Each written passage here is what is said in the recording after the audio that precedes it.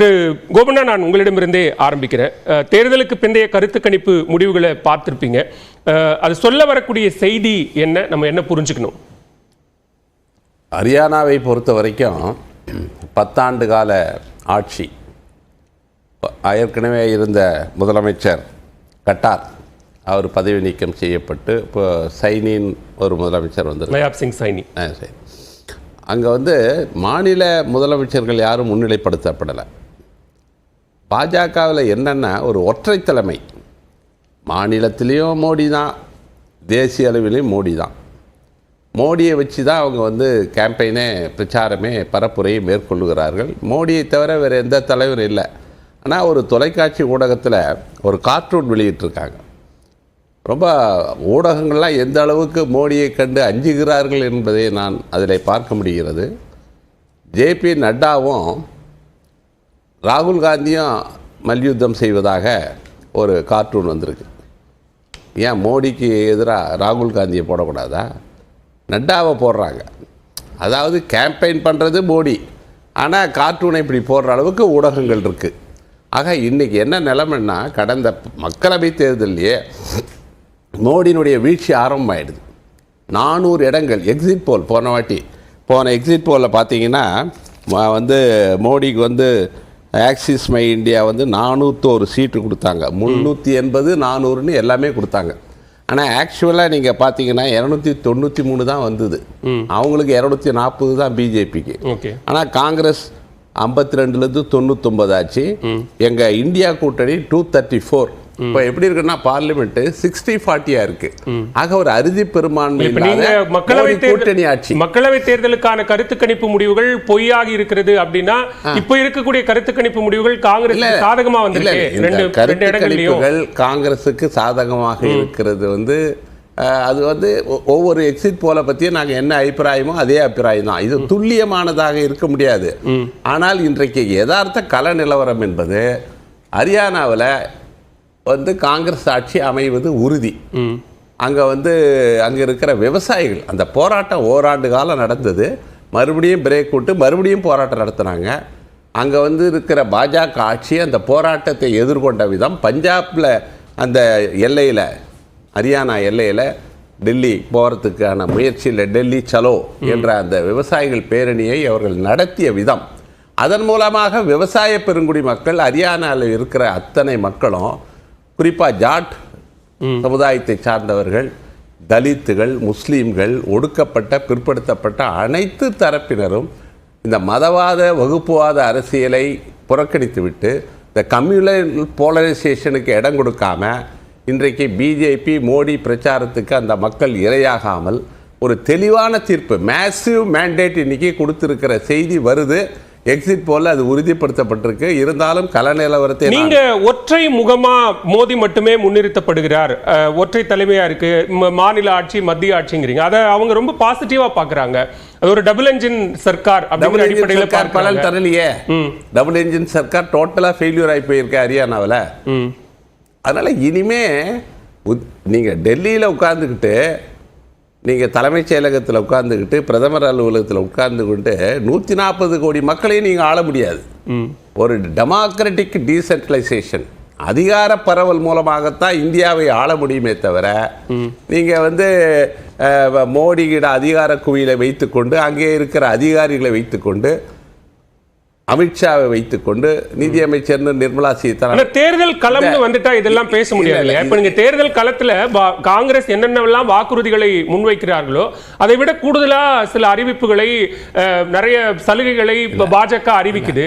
அப்ப வாக்காளர்கள் மனநிலையில இருந்து தான் இதை அணுக வேண்டியிருக்கு. ஒரு விஷயம், நான் மக்களவை தேர்தலுக்கு சமயத்திலேயே மோடி லீடர்ஷிப் வந்து கிரெடிபிலிட்டி, அவருடைய கிரெடிபிலிட்டி, நம்பகத்தன்மை, அவருடைய பேச்சு நம்பகத்தன்மை எல்லாவற்றையும் இழந்துட்டார். அவருக்கு 2 வாய்ப்பு கொடுத்தாங்க.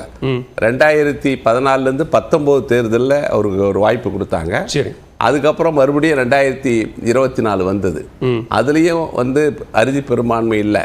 அவருடைய பேச்சுக்கு நம்பகத்தன்மை இல்லை. அவர் பேச்சு வந்து ரொம்ப இர்ரெலவெண்ட்டாக, இல்லாஜிக்கலா, அதாவது சாதாரண அறிவு இருக்கிற யாரும் அவருடைய வாதத்தை ஏற்றுக்கொள்ள கடுமையாக விமர்சிக்கிறீங்க. இல்லை, சாதாரண அறிவு இருக்கிற ஒருத்தர் அவருடைய வாதத்தில் நியாயம் இருப்பதாகவோ ஏதாவது அது வந்து மக்கள் ஏற்றுக்கொள்ளுகிற மாதிரி இல்லை. காங்கிரஸை பற்றி பயங்கரவாதத்துக்கு துணை போகிறவர் ராகுல் காந்தின்னு சொல்றாங்க, பிரச்சாரம் பண்றாரு. பயங்கரவாதத்திற்காக இந்த நாட்டில் மிகப்பெரிய விலை கொடுத்த பாரம்பரியத்தில் வந்தவர் ராகுல் காந்தி. அவரை பார்த்து சொன்னா என்ன, அர்பன் நக்சல்களால் தான் காங்கிரஸ் கட்சியே இயக்கப்படுதுன்னு சொல்றாங்க. இந்த நாட்டில் வந்து பயங்கரவாதத்தை எதிர்த்து இன்று நேற்று இல்லை, நாங்கள் வந்து விடுதலை போராட்ட காலத்திலையும் சரி பின்னாலேயும் சரி மகாத்மா காந்தி இழந்ததிலிருந்து நாங்கள் பயங்கரவாதத்திற்கு மிகப்பெரிய விலை கொடுத்துருக்கோம். எங்கள் தலைவர்களை நாங்கள் இழந்திருக்கிறோம். இவங்க யாரை எழுந்தாங்க? நான் கேக்குறேன், பயங்கரவாதத்தை வளர்த்ததே காங்கிரஸ் தான் அப்படிங்கிறாங்க. பிரதமர் சொல்றாரு, உள்துறை அமைச்சர் சொல்றாரு. காஷ்மீர் நான் சொல்றேங்க, காஷ்மீர் ஜவஹர்லால் நேருவும் ஷேக் அப்துல்லாவும் இல்லைன்னா அவர்களோட அந்த மதசார்பற்ற அந்த கொள்கையில் அவரோடு நட்பும் உறவும் இல்லை என்றால் காஷ்மீர் பாகிஸ்தானோடு போயிருக்கும். அதை மீட்டு அந்த அந்த அழகான பூமியை இந்தியாவோடு இணைத்தவர்களை இது பழித்து பேசுவது, அவர்களுக்கு கொடுத்த வாக்குறுதியை சிதைத்து சின்னாபின்னமாக்குவது, அந்த அந்த அந்த பூமியை நாம் சேர்க்கிறப்போ அந்த மக்களுக்கு சில வாக்குறுதி கொடுத்தோம், சிறப்பு அந்தஸ்து கொடுத்தோம். அது என்ன தவறு இருக்கு? அது கொடுத்ததெல்லாம் ஒரே நேரத்தில் அந்த மக்களை கேட்காமலேயே அதில் வந்து 3 யூனியன் டெரிட்டரியை மாற்றி அது வந்து மிகப்பெரிய ஒரு அடக்குமுறை.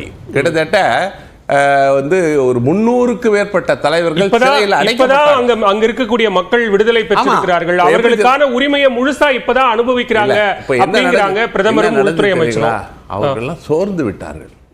அதனால இந்த தேர்தலில் எப்படியாவது வாக்களித்து ஜனநாயக முறைப்படி ஒரு ஆட்சியை கொண்டு வந்து நம்மளுடைய உரிமைகளையும் நலன்களையும் பாதுகாக்க வேண்டும் என்பதற்காகத்தான் அங்கேயும் வந்து காங்கிரஸும் தேசியவாத காங்கிரஸும் வெற்றி பெறுகிற ஒரு செய்தி வந்து கொண்டிருக்கு.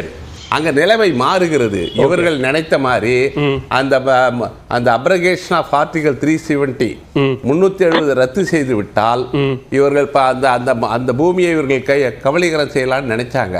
அது நடக்கல. அதுல நிறைய டீலிமிட்டேஷன், அதுல இப்போ வந்து நியமன உறுப்பினர்கள் 5 பேர் 6 பேர்னு போட்டு ஜனநாயகத்திற்கு விரோதமாக அவர்கள் செயல்படுகிறார்கள். நாங்கள் வெற்றி பெற்றாலும் எங்கள் ஆட்சியை அமைக்க விடுவார்களா என்கிற கேள்விக்குறியும் அங்கே இருக்கிறது.